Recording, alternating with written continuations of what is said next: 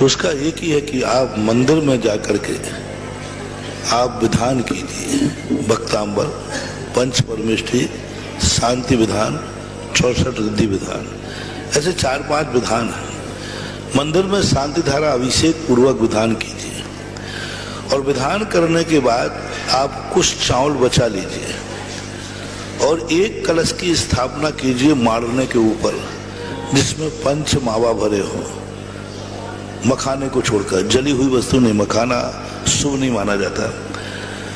और पंच मावा आप जानते हैं, मिश्री, बादाम, अखरोट, काजू, गिरी, उसमें भर करके और उसके ऊपर स्थापित कर दीजिए मारने के ऊपर।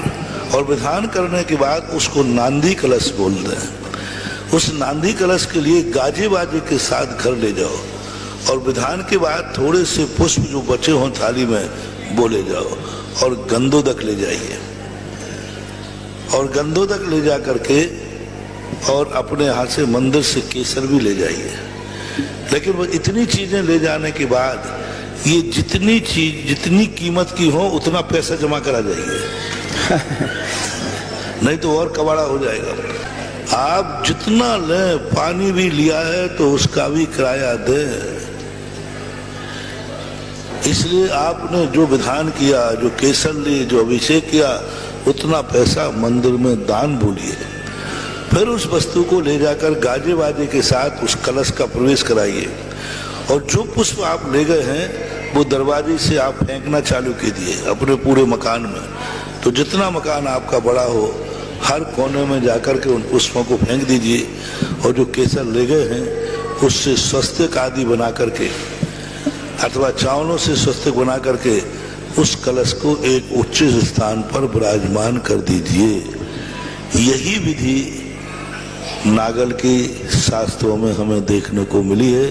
इससे आगे जैन शास्त्रों में कोई वर्णन नहीं मिला।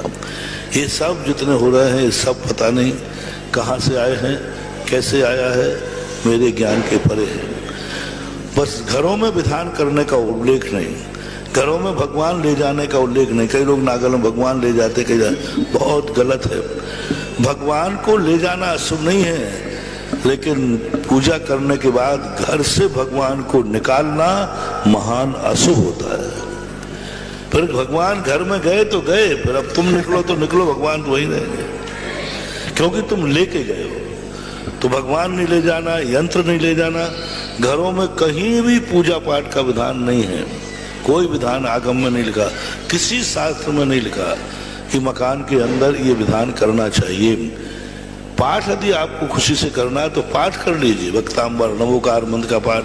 विधान नहीं कीजिए। विधान तो मंदिर में जिनेन्द्र देव के सामने ही होना चाहिए।